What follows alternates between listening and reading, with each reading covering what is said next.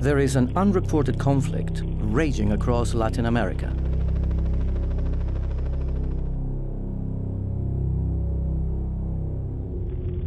From Brazil to Uruguay, Paraguay and Argentina, vast swathes of forest are being destroyed and people are being forced from their land. Acá teníamos nosotros arroyo, plantaciones, árboles grandes, ahora se está destruyendo todo. Eu acho que nós índios Kaiowá, nós vamos roer tudo. Nossa raça vai terminar aqui. These problems have been caused by the controversial spread of soy production, a large part of which is grown to feed factory-farmed animals in Europe, and much of it genetically modified. In a groundbreaking investigation, this film reveals the true cost of growing soy in South America.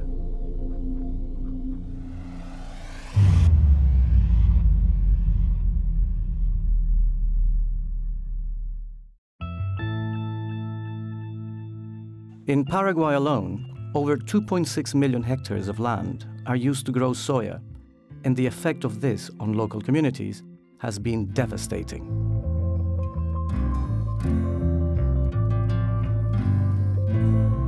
Anteriormente vivíamos los indígenas del monte, de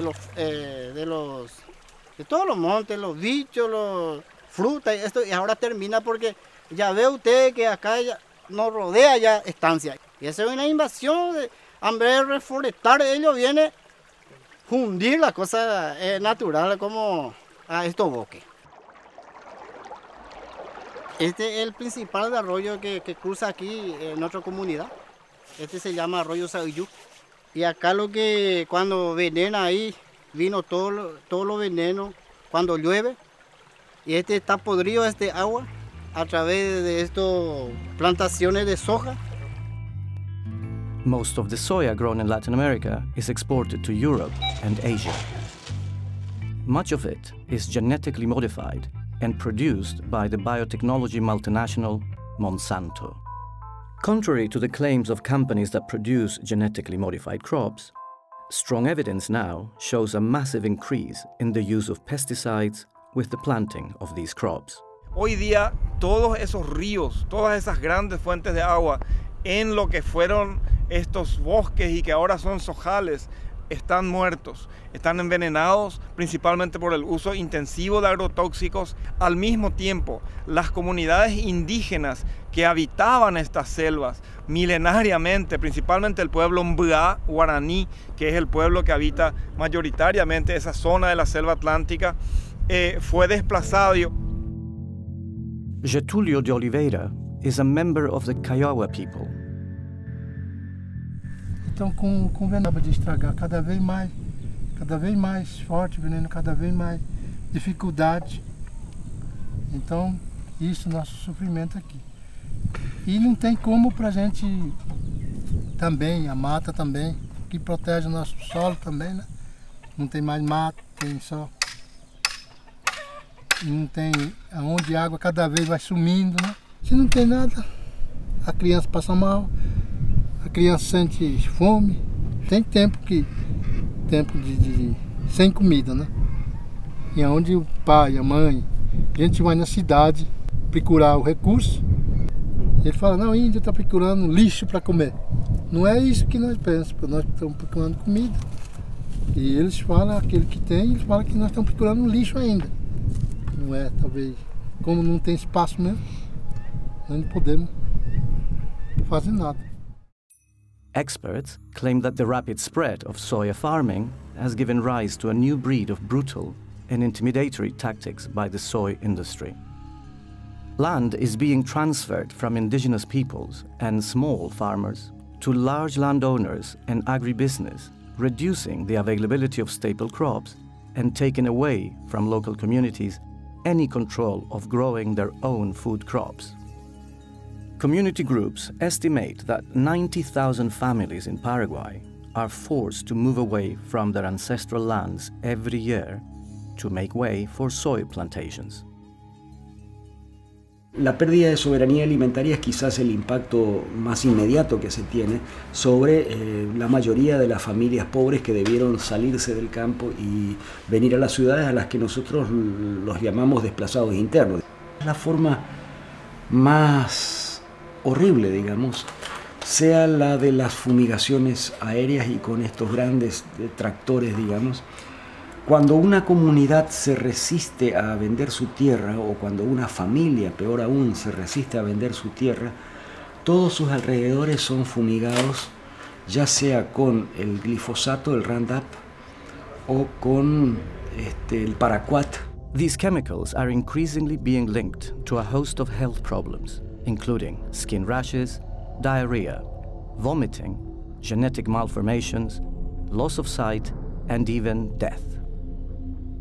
Se estima que son aproximadamente unos 20 millones de litros de agrotóxicos potentes que son arrojados en la región oriental del país cada año, 20 millones de litros, con la consiguiente contaminación de todo lo que encuentre, la muerte de fauna y flora local, nativa, abejas, animales domésticos, cultivos de autoconsumo se ven afectados por el herbicida, y todo esto va atentando contra la posibilidad de arraigo que pueda tener una familia en esas comunidades. Petrona Villas-Boas knows the dangers of living close to soya farms all too well. In 2003, her son, Silvino Talavera, was sprayed with chemicals as he cycled back from the village. Después vino el doctor, 8:30 por ahí, y miraba a Silvino y le dije, señora, ¿qué pasó en su hijo? Su hijo está totalmente envenenado, su hijo totalmente tenía unos tóxicos altamente peligrosos. Ahí yo ya metí mi cabeza y lloraba, desesperada ahí, y ya no podía caminar más, ¿verdad? Y grande es mi hijo. Y después, ¿qué pasó? Mi hijo está totalmente paralizado ya. Y a las 3 ya Silvino ya murió, ya no podía. The Supreme Court in Paraguay sentenced the two farmers to 2 years in jail for the death of Silvino, but community workers say that they are unlikely to serve their sentence. Almost all of the soya grown in Latin America is controlled by a handful of multinational companies such as Monsanto, Bunge, ADM, and Cargill.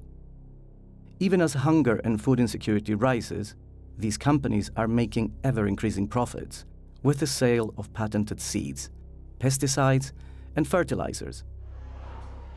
Much of the soy is sent to Europe, where it's used as a cheap and protein-rich animal feed in factory farms across the continent. Most consumers in Europe are unaware that the meat and dairy products that they eat are made from animals that have been fed on genetically engineered soya, or that this soya has been grown on deforested land that has displaced thousands of local communities. The widespread deforestation of Latin America to feed European farm animals has huge implications for climate change as well. Global meat and dairy production is now responsible for 18% of global greenhouse gas emissions, more than the entire transport sector. There is a solution, however, and it is much closer to home. Hanni van Beek is a farmer and the chairman of the Dutch Arable Farming Union in the Netherlands. Op dit moment is het zo dat de soja die naar Europa wordt geïmporteerd, die is zo goedkoop dat Europese boeren daar niet tegen kunnen concurreren. Dat komt omdat die productie ten koste gaat van het milieu en van de mensen in Zuid-Amerika. Europe must stop its reliance on damaging soy. It must support farming in South America that produces food for its own people rather than for animals in Europe. European producers should also be encouraged to farm in a way that does not damage the environment and communities overseas. Als alternatief voor soja in veevoer zouden we in Europa heel goed erwten, veldbonen, granen, lupine kunnen telen, ook grasklaver. Better food in farming is possible, but we need urgent political action to change the current system.